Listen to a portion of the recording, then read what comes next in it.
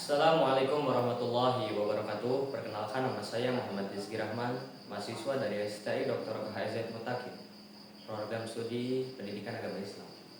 Tujuan saya membuat video ini untuk memenuhi persyaratan ujian akhir semester pada mata kuliah Ilmu Pendidikan Islam. Nah, di sini saya akan menjawab 13 pertanyaan, 6 pertanyaan dari 13 soal. Yang pertama yaitu soal pertama. Mengapa ilmu pendidikan Islam masih penting di era digital dan bagaimana integrasi nilai-nilai Islam dalam pendidikan nasional? Nah, apakah ilmu pendidikan Islam itu masih relevan di zaman sekarang? Nah, menurut saya, ilmu pendidikan Islam tetap relevan di era digital seperti saat ini. Karena persoalan pendidikan saat ini tidak hanya penguasaan teknologi saja, tetapi juga menyangkut pembentukan karakter dan akhlak peserta didik. Nah, di tengah arus informasi yang sangat cepat dan terbuka karena media sosial, karena digital tersebut, ilmu pendidikan Islam ini berperan penting dalam menanamkan nilai-nilai moral dan spiritual sebagai fondasi dalam menghadapi perubahan zaman. Begitu. Dan saya memaknai integrasi nilai-nilai Islam dalam sistem pendidikan nasional sebagai upaya menyelaraskan antara ilmu pengetahuan dengan nilai-nilai keislaman atau nilai-nilai agama.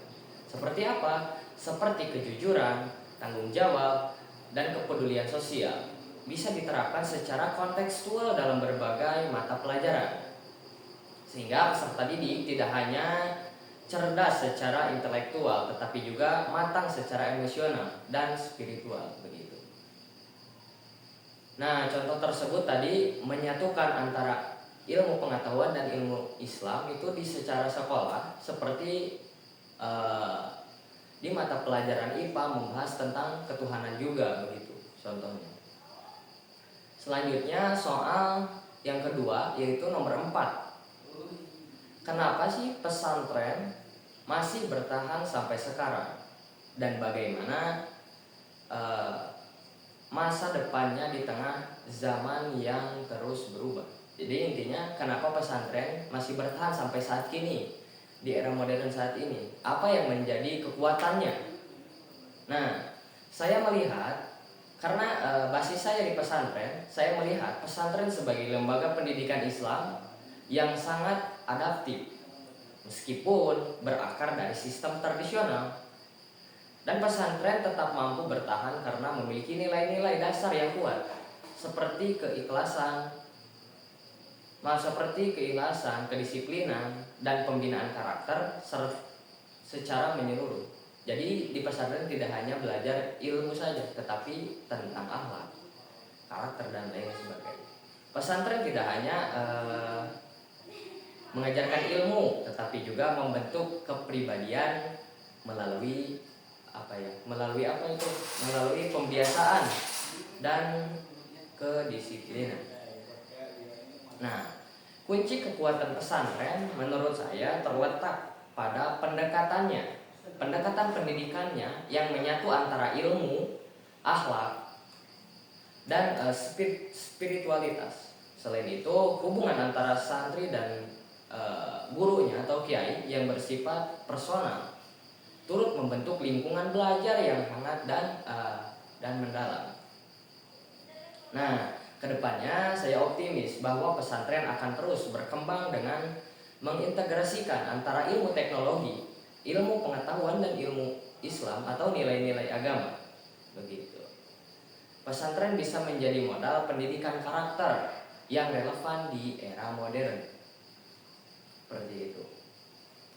Jadi pada intinya saya optimis bahwa pesantren itu akan lebih berkembang, akan menyatukan antara ilmu pengetahuan dan nilai-nilai agama. Seperti itu. Selanjutnya soal nomor 3, yaitu saya mengambil dari soal nomor 5, yaitu bagaimana cara mengintegrasikan atau menyatukan pendidikan formal, non formal, dan informal untuk membentuk generasi yang unggul. Nah, mensinergikan ketiga jenis pendidikan ini sangat penting untuk menciptakan generasi muda yang unggul secara menyeluruh. Pendidikan formal memberi dasar akademik dan legalitas ijazah, tetapi seringkali belum cukup membentuk karakter secara utuh. Nah, disinilah pendidikan non formal seperti kajian, seminar, webinar, begitu kegiatan organisasi menjadi pelengkap yang membentuk soft skill atau yang menumbuhkan soft skill dan jiwa kepemimpinan peserta didik tersebut. Nah, sementara pendidikan informal yaitu pendidikan di dalam ranah keluarga seperti pola asuh di rumah dan pengaruh lingkungan sangatlah berperan dalam pembiasaan nilai-nilai moral dan sikap peserta didik atau nilai-nilai moral dan sikap anak sehari-hari, begitu.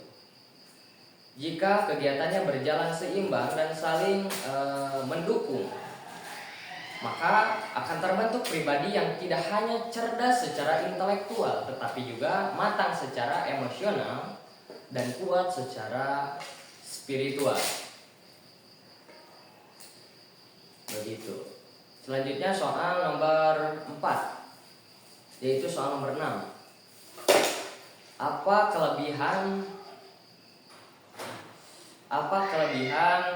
dan kekurangan dari sistem halakoh, yaitu sistem sorogan yang ada di pesantren biasanya, dan apakah masih cocok digunakan sekarang? Nah, gitu.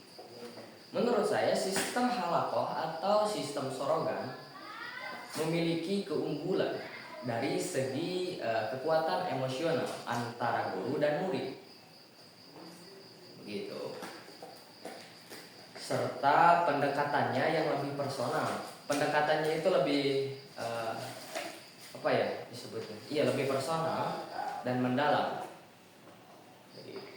Nah, model halakoh ini atau sorogan ini memungkinkan pemahaman yang lebih baik karena setiap murid dapat belajar sesuai kemampuannya dengan bimbingan langsung dari gurunya. Namun, sistem halakoh ini mempunyai kelemahan. Apa kelemahannya? Nah, kelemahannya adalah dari sisi efektivitas, waktu dan jangkauan. Sistem ini cenderung tidak efisien jika digunakan pada jumlah peserta didik yang banyak. Itu akan menguras waktu dan seperti di sekolah formal saat ini, gitu. Itu akan tidak mengefisienkan waktu. Nah, menurut saya metode halakoh ini atau sorogan masih sangat relevan dan bisa diadopsi, terutama dalam pendidikan Islam, asalkan ditemukan dengan konteks zamannya. Maksud saya itu disesuaikan dengan konteks zaman. Misalnya, halakoh berbasis digital atau sorogan daring misalnya.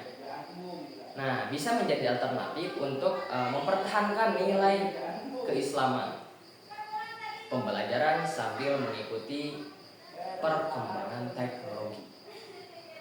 Seperti ini. Soal selanjutnya yaitu soal yang kelima dari soal nomor 9. Pertanyaannya intinya seperti ini: kenapa masih ada dikotomi atau pemisahan antara ilmu agama dan ilmu umum, dan bagaimana cara menghapus batasan itu? Nah, dikotomi antara ilmu agama dan ilmu umum atau pemisahan antara ilmu agama dan ilmu umum masih terjadi karena adanya anggapan bahwa ilmu agama hanya mengurusi akhirat saja, sedangkan ilmu umum mengurusi dunia. Padahal dalam Islam tidak ada pemisahan antara ilmu umum dan ilmu agama. Begitu. Nah, jika saya berada di dalam posisi pembuat kebijakan nasional, strategi yang saya akan gunakan adalah menerapkan kurikulum yang integratif, yaitu memadukan nilai-nilai Islam dalam setiap mata pelajaran. Misalnya, dalam pelajaran sains bisa disisipkan tentang keagungan ciptaan Allah misalnya begitu. Sifat-sifat Allah, atau dalam pelajaran sejarah dibahas tokoh-tokoh Islam yang berkontribusi dalam ilmu pengetahuan seperti Ibnu Sina dan lain sebagainya. Nah, dengan begitu batas antara ilmu agama dan ilmu umum bisa terkait secara alami, dan peserta didik tidak lagi melihat keduanya sebagai dua hal yang terpisah. Begitu. Nah, soal terakhir yaitu soal yang keenam dari soal yang ke-11.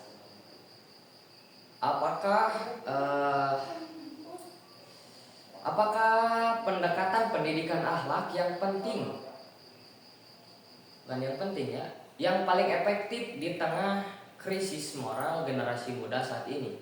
Apakah pendidikan akhlak yang efektif di krisis generasi muda saat ini?